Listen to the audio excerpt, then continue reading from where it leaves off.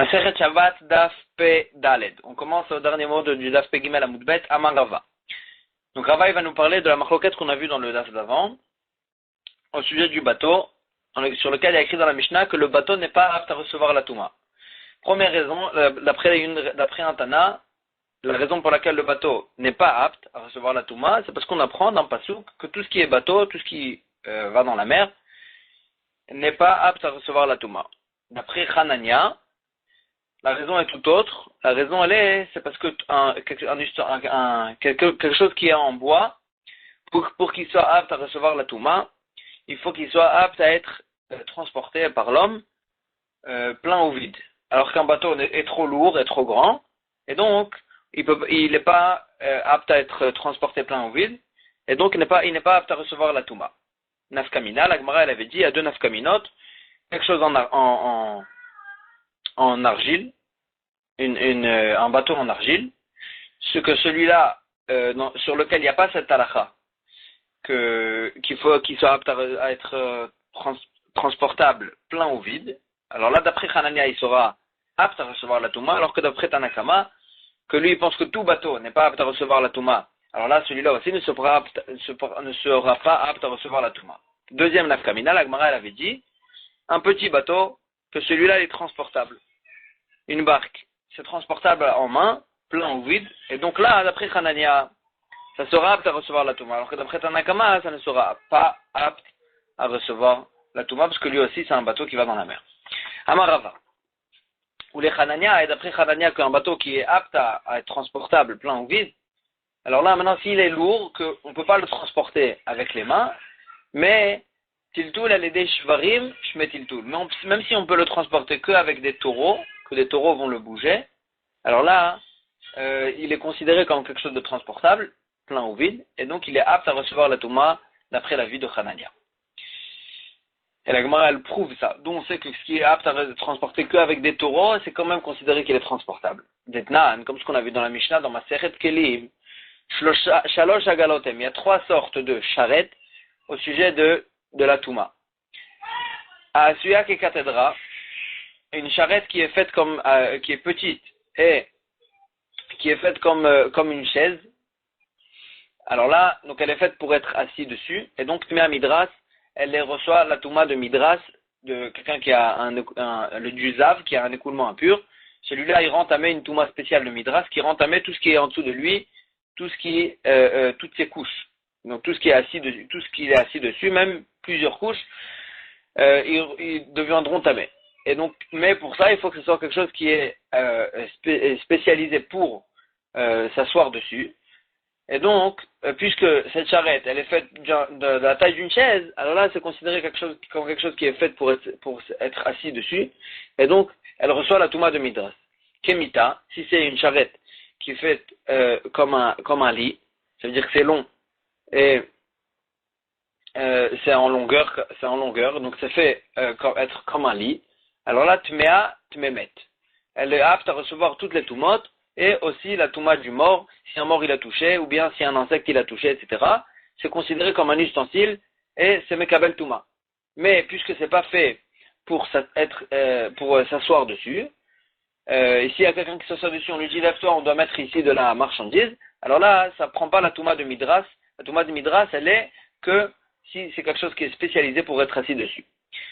Chez l'Avanim, si c'est une charrette qui est faite pour transporter des pierres, et donc elle a des trous sur le parterre de cette charrette, il y a des grands trous, donc là ça n'a plus le statut d'un ustensile, et donc c'est pas Théora Mikloum, elle reste tout le temps Théora, elle ne prend pas de Touma.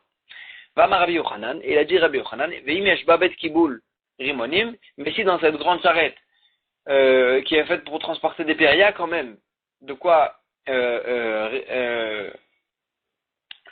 récepter des grenades, c'est-à-dire les trous ils sont pas tellement grands que même les grenades elles tombent. Alors là c'est considéré comme un bête qui boule, et donc elle est considérée comme un ustensile, elle prend la touma toutes les toumotes, même la touma du mort, mais quand même pas la touma de Midras. Et donc ça c'est ce qu'il rajoute Rabbi Yochanan. Et donc la Gemara elle déduit d'ici que si on voit quand même une tellement grande charrette qui est faite pour transporter des pierres, si elle a des trous qui sont pas tellement grands, alors là, elle est apte à recevoir la Touma. Pourtant, une tellement grande charrette ne peut pas être transportée, elle n'est pas transportable avec les mains. C'est qu'avec des taureaux qu'elle peut être transportable. Et quand même, on voit que c'est apte à recevoir la Touma. Ça veut dire que le fait que c'est transportable avec des taureaux, c'est considéré comme quelque chose de transportable par vide. Et donc même le bateau, s'il est transporté avec des taureaux, il sera apte à recevoir la Touma. Et on continue avec la Mishnah dans Masechet Kelim. Shalosh Tevotem. Il y a 3 sortes de caisses, de conteneurs. Tevash et Pitra Mitida. Au sujet donc de la Kabbalah Touma. Une caisse son ouverture, elle est sur le côté. Et donc on peut être couché dessus. Et donc on peut être couché dessus et ça gêne pas ça gêne pas à l'utilisation habituelle de cette caisse, parce qu'on peut être couché dessus et quand même rentrer à l'intérieur et rentrer des choses à l'intérieur par le côté. Et donc Tmea Midras, elle rend tamé, elle devient Tmea même de la Touma du Zav, parce elle peut être faite aussi pour être couché dessus et ça gêne pas l'utilisation. Milema là, si l'ouverture de cette caisse elle est du au-dessus, sur le haut de la caisse, alors là on peut pas être assis dessus parce que si ça va gêner l'utilisation et donc mais quand même c'est un ustensile, donc Tmea Tmemet, elle peut être Tmea de toutes les Toumot et même la Touma du mort, mais pas la Touma de Midras parce qu'elle n'est pas faite pour être, on peut pas, c'est pas fait pour s'asseoir dessus ou se coucher dessus. Ve Abba Bemina, si elle est tellement, c'est un grand conteneur que c'est tellement grand qu'on doit la mesurer pour savoir ses mesures. Alors là, celle-là, Théora Mikloum, elle ne prend pas la Touma parce que ni la Touma de Midras, ni aucune autre Touma, parce que comme ce qu'on a vu, c'est pas quelque chose qui est fait c'est pas quelque chose qui est fait, elle n'est pas transportable pleine ou vide, et donc ça prend pas la Touma, ça marche comme Hanania. Encore une halakha au sujet du bateau. Tanoura banane. Midras kilicheres taor. Donc, ce que le zav et celui qui a un écoulement, il piétine. Donc, normalement, c'est tamé. Maintenant, si c'est un kilicheres, si c'est quelque chose qui piétine, mais c'est en argile, c'est pas en bois, c'est en argile. Taor, ça reste taor, ça prend pas la touma de Midras. S'il a touché, alors là, ça prendra la touma de Maga, du fait qu'il a touché, mais le simple fait qu'il était assis dessus, s'il n'a pas touché, si par exemple il y avait une khatitsa entre lui et le Kheres, alors là, ça prend pas la touma de Midras. Rabbi Yossi Omer, Afasfina, Rabbi Yossi rajoute une phrase qu'on comprend pas, il dit même le bateau, il est taor, il reste taor, et comme l'argile que le zav, il piétine. Agmara, elle pose la question, Maïka Amar, qu'est-ce que Rabbi Yossi il vient rajouter quel rapport entre le bateau et l'ustensile en argile? Quel rapport? Amar Rabzevid Achika Amar. Voici ce que la Braïta elle nous dit. Midras Kilicheres Taor. Donc effectivement, ce que le Zavi pétine si c'est en argile, alors là c'est Taor. Il n'y a pas de Touma de Midras. Umagao Tamé. Mais s'il touche, alors là ça devient Tamé, parce que c'est pas la Touma de Midras. Agmara va apprendre par la suite d'où on sait que la Touma de Midras elle ne marche pas dans ce qui est en argile. Mais en tous les cas, la Touma de Midras ça devient Tao, ça reste Tao. Mais s'il touche, ça devient Tamé. Ou si finache elle reste, mais un bateau qui est en argile, alors là il va devenir Tamé quand on le touche. Hanania, ça marche comme Hanania qui lui il pensait d'après ce qu'il a expliqué, pourquoi un bateau il était tamé, il était taor, alors là, c'était qu'un bateau en bois. Mais un bateau en argile, dans l'argile, il n'y avait pas la halakha que il fallait qu'il soit transportable plein ou vide. Et donc là, ce Tanakama, il va comme Hanania. Et sur ça, Rabbi Yossi, il vient, il dit, Afasfina teora, même le bateau, il sera taor s'il est en argile, Ketana Didan, comme le Tana de notre Mishnah, que lui, il apprend le passage que tout bateau est taor, qu'il soit en argile, qu'il soit en bois, ça change rien, tout bateau est taor. Lui, il apprend du pasuk on y a bel et viam, que le bateau il est comme la mer reste taor, le bateau aussi reste taor. Et donc d'après lui, même un bateau en argile restera taor. Matkifla Rav Papa, il objecte sur cette explication de la Braïta. Maïaf, d'après ce que tu expliques, c'est quoi ce que Rabbi Yossi vient de dire? Ah, Fatina, même le bateau il est taor. Pourtant, Rabbi Yossi il vient pas rajouter sur Tanakama, il vient au contraire être Rolek sur Tanakama. Que Tanakama il pense qu'un bateau en argile est tamé. Et donc là, Rafapa, il inverse et il explique autrement la Braïta. Achika Amar, Midras Klicheres Taor. Donc, ce que le Zav il pétine, si c'est en argile, c'est Taor. Ou Magao, il rajoute un Magao tamé. Mais s'il touche, quand même c'est tamé. Veshel Et, mais si c'est en bois, c'est pas en argile. Alors, la belle Midraso Ben Magao tamé. Dans tous les cas, que ce soit ce qu'il piétine, ou qu'il est assis dessus, ou bien qu'il touche, dans tous les cas, ça sera tamé, parce que dans le bois, il y a aussi la Touma de Midras. Ou Sfinat Ayarden, Théora. Et la Sfina, le bateau, la petite barque qui va dans le Yarden, dans le Jourdain, c'est une petite barque, elle sera Théora. Elle ne devient pas Tméa. C'est-à-dire, même une petite barque ne devient pas Tméa, qui est un Adidan, comme le Tana de notre Mishnah, que lui, il ne fait pas aucune différence entre une grande barque et une petite barque. Tout ce qui va dans l'eau reste Taor. Rabbi Yossi Omer, Rabbi Yossi vient, il est cholek, il dit, Afasfina, Tméa, même le bateau, la petite barque, même le bateau le petit bateau qui va dans le Yarden, il sera aussi tamé, il sera apte à recevoir la Touma, et ça va, qui Hanania, comme l'avis de Hanania, qui pense que c'est que le grand bateau qui ne sont pas transportables en ville qui seront Taor, mais une petite barque qui est transportable, elle sera apte à recevoir la Touma. Et donc Rabbi Yossi il vient et dit non, c'est pas que la finale ne sera pas Tméa, au contraire, même la finale elle deviendra Tméa. Maintenant, la Gemara, elle veut essayer d'apprendre d'où on sait que ce qu'il piétine, ou Midras Klicheres Minalan Deta. Or, d'où on sait que ce qu'il piétine, le Zav, si c'est en argile, ça prend pas la Touma de Midras. Amar Chizkia, Adamarkra, le pasuk qui nous dit, Veish Sheriga Bemishkavo, une personne qui va toucher, donc on parle du Zav, qui va toucher une personne qui va toucher les couches du Zav. Alors là, il deviendra tamé parce que les couches seront tamées. Alors là, il y a un makish mishkavo lo. Le pasuk qui nous dit, il dit pas mishkav shelo. Son mishkav, il dit ça en un mot, mishkavo. Le mishkav du zav. Ça veut dire la couche du zav. C'est-à-dire qu'il y a un ekesh entre le zav lui-même et sa couche. Mahu itleta rabbi mikve. De la même manière que lui, le zav lui-même, celui qui a l'écoulement.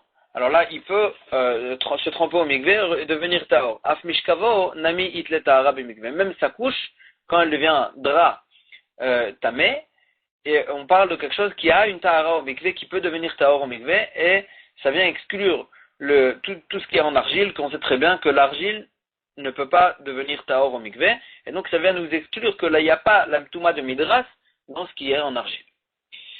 Deve Rabbi Ishmael Tana, dans le Beth Midrash de Rabbi Ishmael, ils enseignaient une autre source à cette halakha, que Mishkav Nidata y est là. On parle de la Zava, et au sujet de la Zava, il y a écrit, donc tout ce qu'elle va être, toutes ces couches deviendront Tmeot, que Mishkav Nidata y est là, comme les couches comme ces couches à elle de la Nida, elles seront tamées.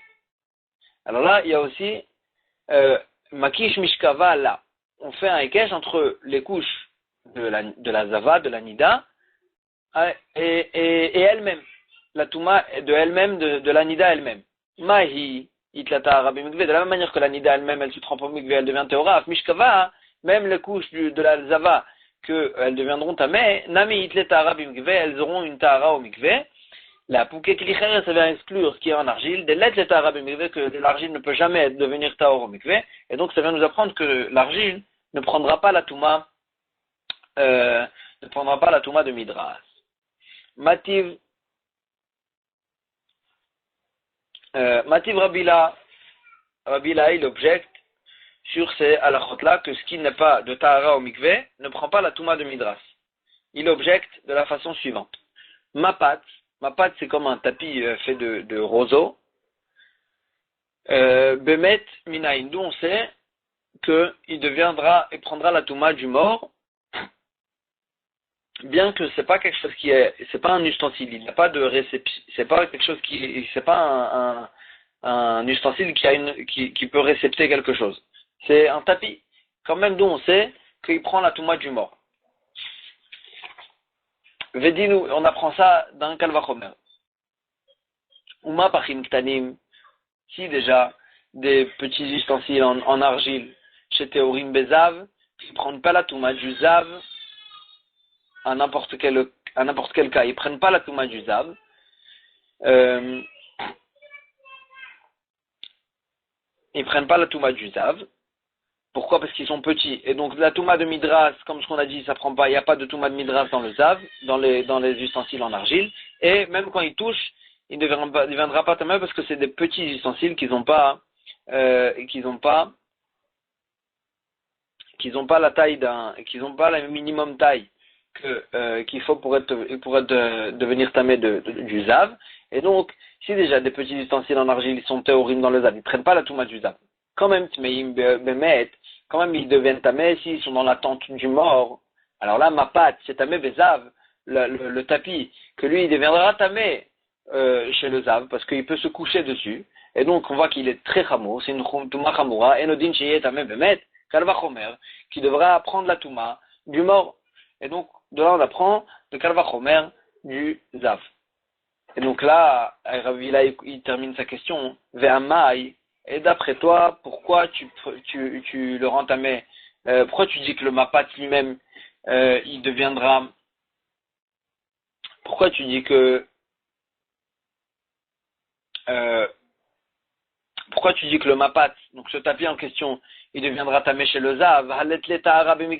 Pourtant, hein, ce mapat en question, c'est vrai qu'il est en bois, mais il n'a pas de tahara au mikvé, parce que qu'est-ce qui devient tahara au mikvé? C'est quelque chose qui a un cli, qui est un cli, quelque chose, un récipient.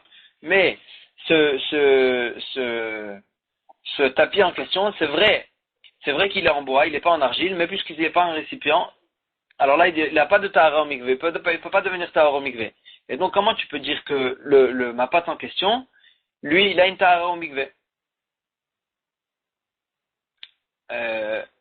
Donc Rabbi là, comme ça, il objecte sur lui, il lui dit, donc on voit d'ici que même ce qui n'a pas de tahara au mikvé, il peut prendre la touma du zav, comme ça on a vu dans ce kalva chomer là. Amarle Rabbi Hanina, il a répondu à Rabbi là, sha'ane atam. En général, c'est sûr que ce qui n'a pas de tahara au mikvé, comme par exemple de l'argile, alors là, il ne prend pas la touma du zav. Mais ici, le tapis en question, il n'est pas en argile, il est en bois. Et donc c'est vrai que lui-même, ce tapis, il n'a pas de tahara mikvé parce que c'est pas un récipient, mais sha'ane atam oil veika bemino.